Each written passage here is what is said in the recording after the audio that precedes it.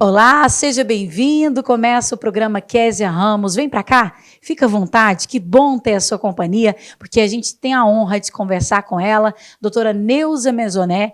E hoje a gente vai falar de um tema muito importante: reposição hormonal. Quando deve ser feito? Ela é importante antes e depois da menopausa também? Nós vamos aprender tudo isso com ela. Que bom, doutora, ter você com a gente no programa e você está recebendo a nossa equipe aqui no seu consultório. Para mim também é uma honra, é um prazer estar aqui recebendo vocês para fazer esses esclarecimentos.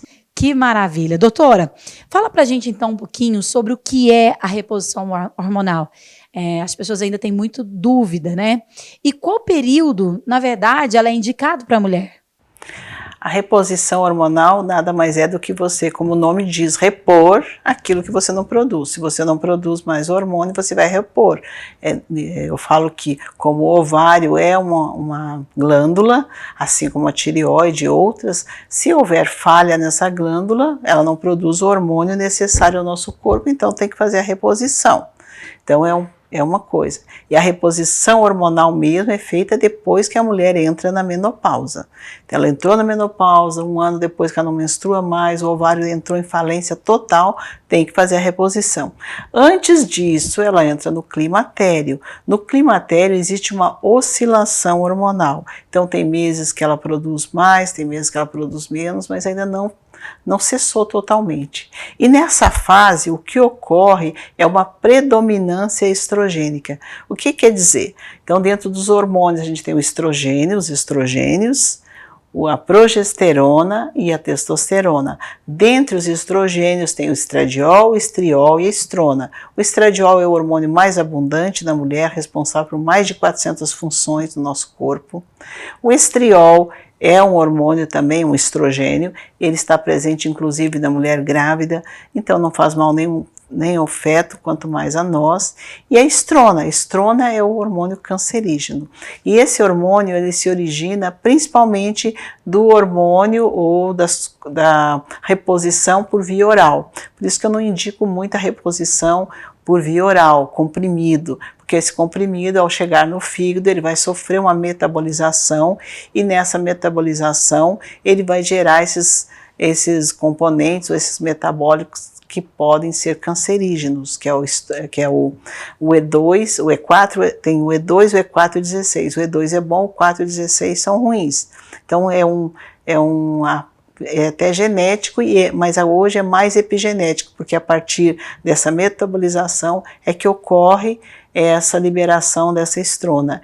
E outra coisa que libera muito estrona é a obesidade.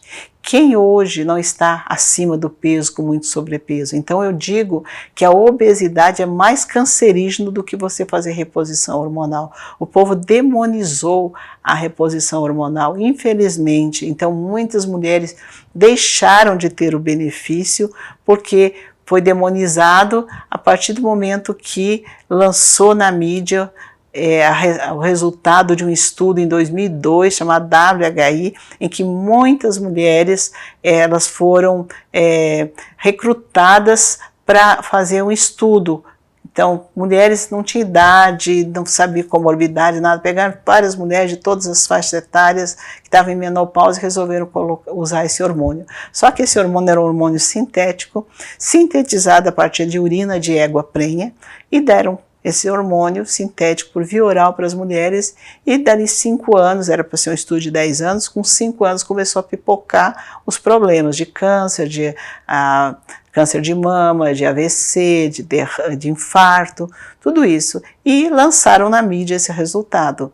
E a partir daí, as mulheres que estavam usando o hormônio pararam de usar, e isso também afetou na classe médica, foi difundido na classe médica, e até hoje existe este mito de que o hormônio causa câncer, quando na verdade o que causa câncer é o hormônio ingerido por via oral, e ainda que não tem nada a ver com a nossa bioquímica. É um hormônio que a bioquímica é a bioquímica diferente, né, de égua, não tem nada a ver com mulher.